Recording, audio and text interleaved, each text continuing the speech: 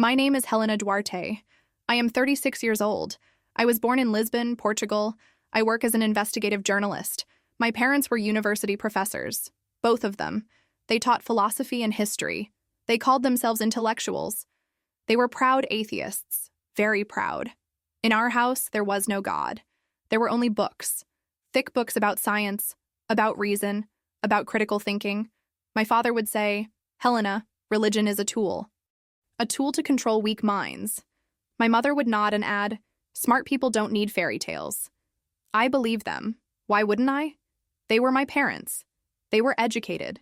They seemed so sure. At dinner, they would discuss their students. They would laugh at the religious ones. "Poor souls," my mother would say, still believing in invisible friends. I learned early that faith was something to be ashamed of, something for the uneducated, something for the desperate. When I was 12, a classmate invited me to church. I asked my parents. My father's face turned red. "Absolutely not. We don't raise fools in this house." That night, I heard them talking in the kitchen. "We need to be more careful," my mother said. "The world is full of people trying to poison young minds." I grew up surrounded by certainty. The certainty that there was no God. The certainty that religion was manipulation. The certainty that only weak people needed something bigger than themselves. But even then, something felt empty inside me. I couldn't name it. I couldn't explain it. But it was there. A hollow space that all the books couldn't fill. All the knowledge couldn't satisfy. All the intellectual pride couldn't touch. I pushed it down. I ignored it. I focused on my studies. I became exactly what my parents wanted: a critical thinker, a skeptic, a journalist who questioned everything. Everything except the emptiness that followed me everywhere I went. But I didn't know then that God was already calling my name, even in that house of denial, even in that environment of intellectual arrogance. He was there, waiting, patient. Even when I couldn't see him at all, I became everything my parents dreamed of: a successful journalist, a woman of reason, a fighter against ignorance. But the prison they built around my mind was stronger than any jail. In university, I studied journalism. I specialized in investigative work. I learned to question everything, to trust nothing without evidence, to expose lies wherever I found them. My professors loved me. "Helena thinks like us," they would say. "She's not fooled by superstition." I felt proud, superior. I looked at religious people with pity. How could they believe in something they couldn't see? How could they trust in fairy tales? When I started working as a journalist, I chose the hardest assignments: war zones, political corruption, human trafficking. I wanted to show the world how cruel it really was. "See," I would think, "where is God in all this suffering? Where is this loving father when children starve?" Every story I wrote was proof that religion was a lie, proof that only human reason could solve human problems. My colleagues respected me. My articles won awards. My reputation grew, but the emptiness grew too. At night, alone in my apartment, I would stare at the ceiling. The silence felt heavy, like something was missing, but I couldn't name what. I tried to fill it with work, with success, with recognition, with relationships that never lasted. Nothing worked. I started traveling more. Dangerous places, authoritarian regimes, places where people suffered under oppression. I told myself I was helping, exposing truth, fighting injustice. But really, I was running from the hollow feeling inside me, running from questions I couldn't answer with logic. My parents were getting older, still proud of me, still certain about their beliefs. But sometimes I would catch my mother staring out the window with sad eyes. "What are you thinking about, Mama?" I would ask. "Nothing, dear. Just wondering if this is all there is." She would shake her head quickly. "Silly thoughts. Of course this is all there is." But I saw the doubt, for just a moment, before she pushed it away. The same doubt that lived in me. The same emptiness that no achievement could fill. My sister Clara was different. She was younger, gentler. She worked with refugees. She spent her time helping people who had lost everything. "Why do you do it?" I asked her once. "I don't know," she said. "Something inside me says I should." Something inside. I knew what she meant. That voice that spoke when everything was quiet. That pull toward something bigger. But I silenced it. I had been trained too well. The prison of reason had no windows, no doors, only questions I wasn't allowed to ask, and emptiness I wasn't allowed to acknowledge. The hunger started small, like a whisper I couldn't quite hear. I was 35, at the peak of my career, writing stories that mattered, exposing corruption, fighting for justice, but every victory felt hollow. Every award ceremony ended with me going home alone to an empty apartment. I would sit on my couch with a glass of wine and think, is this it? Is this all there is? The question terrified me. It sounded too much like something a religious person would ask. I tried harder, worked longer hours, took more dangerous assignments. In Syria, I interviewed a mother who had lost 3 children in bombing. She looked at me with empty eyes and said, I pray every day that God will take me too. I wanted to tell her God didn't exist. That prayer was useless. But something stopped me. Her faith was all she had left. Who was I to take that away? That night in my hotel room, I stared at the ceiling. The woman's face wouldn't leave my mind. God, I whispered into the darkness. Then I caught myself. What am I doing? I was talking to no one, to nothing, yet it felt like someone was listening. I shook my head. It's just stress, exhaustion, but the hunger grew stronger. Back in Portugal, my sister Clara started doing volunteer work with North Korean refugees in China. She would call me with stories. Helena, these people have suffered so much, but some of them, they have this peace, this hope, even after everything. How is that possible? I asked. I don't know. They talk about Jesus, about faith. I never understood it before. But now, her voice changed when she talked about these people. Softer, more alive somehow. Clara, you're not getting religious, are you? She laughed. Me? You know our family. But Helena, I see something in their eyes. Something I want. After she hung up, I sat in my kitchen thinking, what could possibly give people hope after losing everything? I started noticing things I had ignored before, the way some people face tragedy with strange peace, the way others found strength in impossible situations.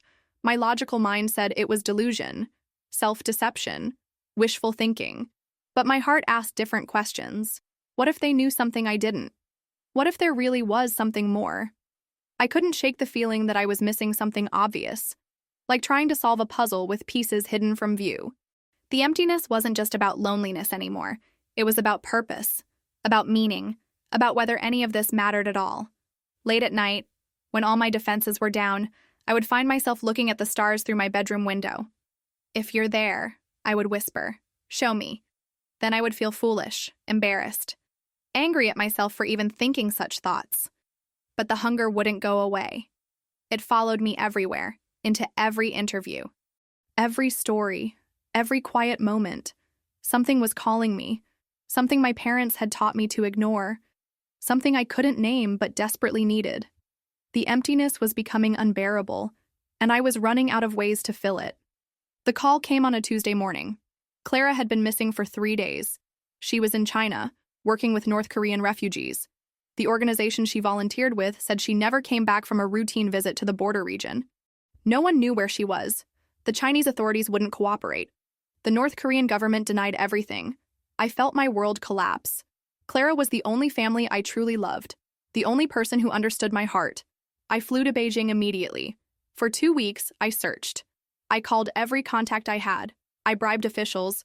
I followed every lead. Nothing. Then, on a cold morning in March, I received a message from an unknown number. Just GPS coordinates. Nothing else. My journalist instincts told me it was dangerous. Probably a trap. But it was the only lead I had. I rented a car and drove toward the North Korean border. The coordinates led me to a remote area, hills and forests. No civilization for miles. I parked the car and walked. My heart was pounding. I kept thinking, this is insane. You're going to die out here. But I couldn't turn back. Not when Clara needed me.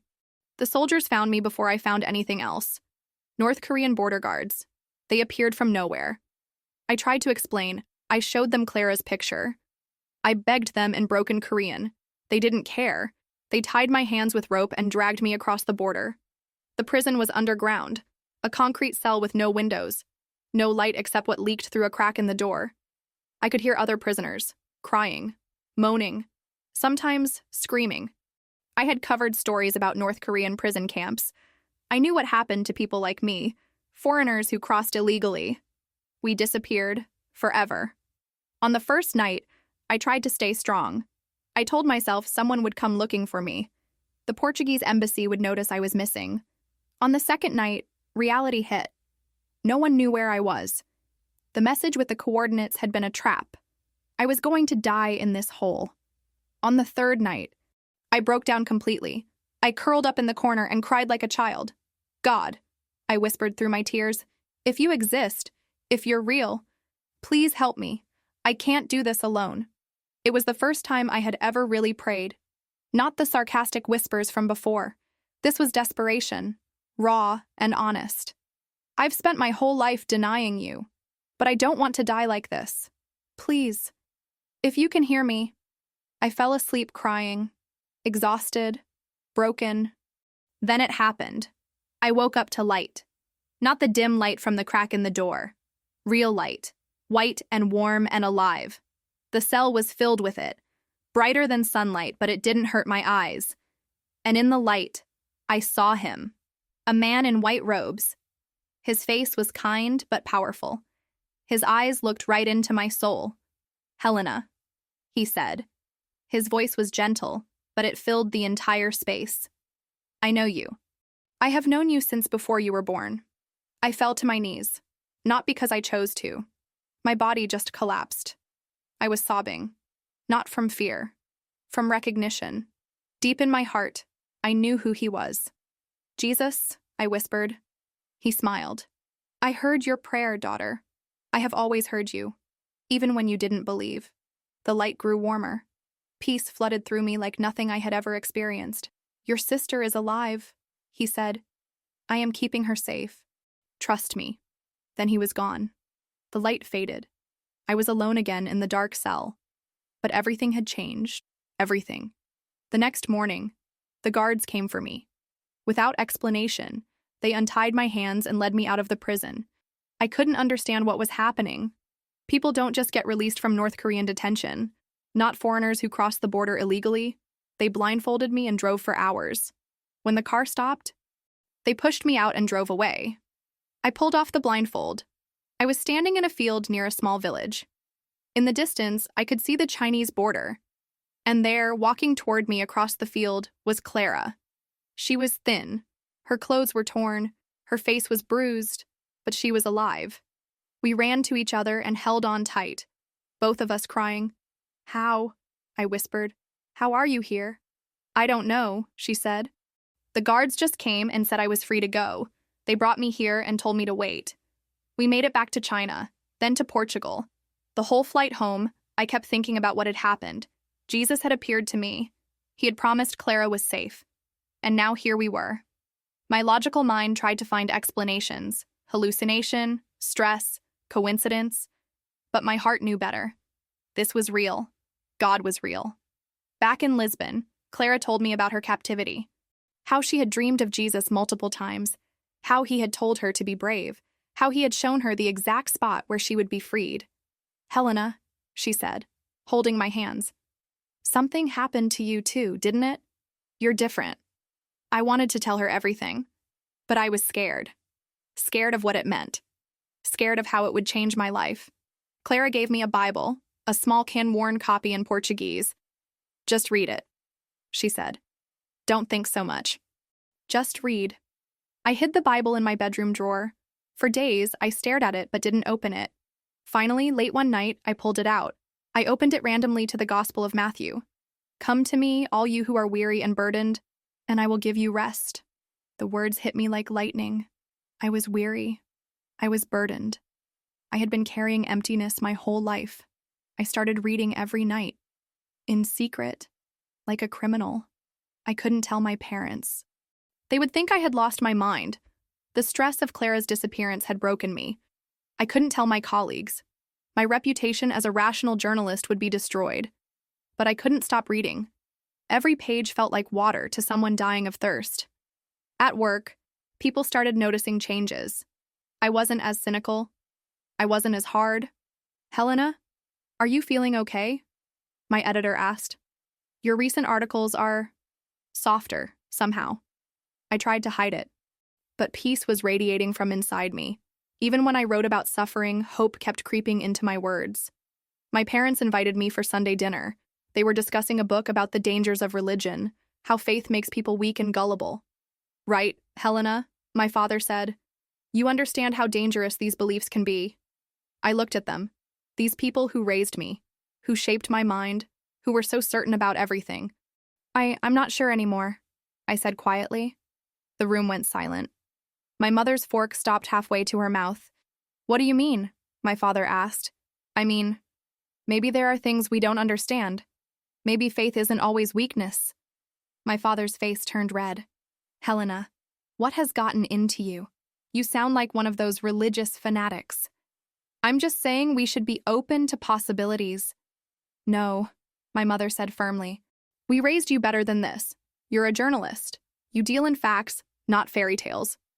The tension was thick. I felt like that 12-year-old girl again, being told that faith was shameful. But something was different now. I had seen him. I had felt his presence. No one could take that away from me. I need to go, I said, standing up. Helena, sit down, my father commanded. We need to talk about this properly. But I was already walking toward the door. For the first time in my life, I was choosing faith over their approval. It was the hardest thing I had ever done. That night, I went home and cried. Not from sadness, from exhaustion. I was tired of fighting, tired of pretending, tired of trying to fit the Jesus I had met into the world I had always known. It didn't fit. It would never fit. I had to choose. My old life or this new truth burning inside me. I sat on my bed with the Bible open in my lap. The words of Jesus seemed to jump off the page. If anyone wants to follow me, let him deny himself and take up his cross daily. Deny myself. Everything I had been. Everything I thought I knew. Whoever tries to save his life will lose it. But whoever loses his life for my sake will find it. I understood. To find real life, I had to let go of the life I had built on lies. I knelt beside my bed, the same position I had been in that night in the prison cell. Jesus, I whispered, I don't know how to do this. I don't know how to be a Christian. I don't even know if I fully understand what happened to me. The room was quiet, but I felt that same presence, that same peace. But I know you're real. I know you saved me. I know you saved Clara. And I know this emptiness inside me can only be filled by you. Tears were streaming down my face, but they were different tears, clean tears. I surrender my life to you, all of it. My career, my reputation, my family relationships, everything. I've spent 36 years running from you. I'm tired of running. I want to come home. Forgive me for all the years I denied you. Forgive me for my pride. Forgive me for thinking I was smarter than you. I give you my life. Do whatever you want with it. I trust you. The moment I said those words, something broke inside me, like a dam bursting. All the years of emptiness, all the nights of loneliness, all the questions without answers, they poured out of me. And in their place came peace, real peace, the kind that makes no earthly sense. I stayed on my knees for an hour, just crying and praying and feeling his love wash over me. When I finally stood up, I was different, not just thinking different thoughts. I was literally a new person. The next morning, I called Clara. I did it, I said. I gave my life to Jesus. She started crying over the phone. Helena, I'm so happy. I did the same thing 3 days ago. We met for coffee that afternoon. We looked at each other and started laughing. We look different, Clara said. I feel different. Like I've been carrying a heavy backpack my whole life, and I finally put it down. What are we going to tell Mama and Papa? The truth. And if they can't accept it, that's their choice. The conversation with my parents was even worse than I expected. My father called me brainwashed. My mother cried and said I was throwing my life away. You're an intelligent woman, Helena. How can you believe in fairy tales? Because I met him, Papa. I saw him with my own eyes. That's impossible. You were traumatized, hallucinating. Then explain how Clara and I were both freed. explain the dreams she had, explain how we're both different now. But they couldn't hear me. Their minds were closed. Some of my colleagues started avoiding me. Others made jokes behind my back. Helena found religion in prison. Poor thing. Must have been the trauma. I lost some friends. I lost respect at work. Some family members stopped calling. But I didn't care. I had found something worth more than all of it. I had found Jesus. And he had found me. In the darkest place on earth, in the moment of my greatest desperation, he had come for me. And now I was his. Forever. That was 3 years ago. My life today looks nothing like the life I had before. I still work as a journalist. But everything is different. My stories focus on hope now. On people who overcome impossible circumstances. I write about refugees who find peace in faith. About prisoners who discover freedom in Christ. About families torn apart by war who are healed by love. My articles don't win as many awards anymore. The industry prefers cynicism to hope. But I don't write for awards. I write for truth. The truth that there is light in the darkest places. That no one is beyond God's reach. That love is stronger than hate. Clara and I moved in together. We pray together every morning. We read the Bible together every evening. She works with a Christian organization now, still helping refugees. But now she shares more than just food and shelter. She shares the hope that saved both of us. My parents still don't understand, but they're softer now, less angry, more sad. Last month, my mother called me. "Helena, I miss you," she said. "I don't understand what happened to you, but I miss my daughter. I'm still your daughter, Mama. I'm just free now." Free from what? Free from emptiness. Free from despair. Free from thinking this life is all there is. She was quiet for a long time. Then she said, "I've been having strange dreams lately about your grandmother. She was religious, you know, before your father convinced me it was all nonsense." "What does she say in the dreams?" "She says she's praying for me, that she never stopped praying for our family." I smiled. God was working even in my mother's dreams.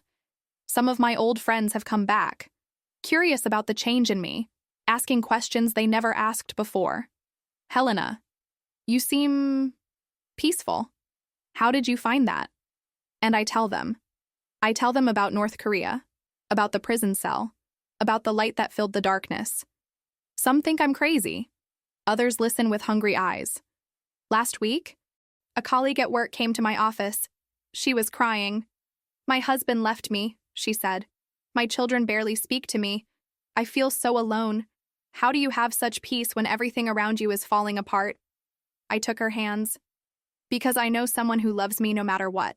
Someone who will never leave me. Someone who died for me." She looked at me like I was speaking a foreign language, but I saw something in her eyes. The same hunger I used to feel. I gave her a Bible, just like Clara gave me. "Don't think so much," I told her. "Just read." Every day I pray for the people still trapped, still searching, still running from the only one who can fill the emptiness. I pray for my parents, for my old colleagues, for everyone who thinks intelligence means rejecting God. I pray for the prisoners in North Korea, for the refugees Clara works with, for everyone who suffers in darkness, because I know the truth now. No place is too dark for Jesus to enter. No heart is too hard for him to soften. No life is too broken for him to heal. He found me in an underground prison in the most closed country on earth. If he can reach me there, he can reach anyone anywhere. Jesus is real. His love is real. His power to transform lives is real. And if you're listening to this story, feeling that same emptiness I used to feel, know this: he's calling your name too. He's been calling it your whole life, just like he called mine. All you have to do is answer.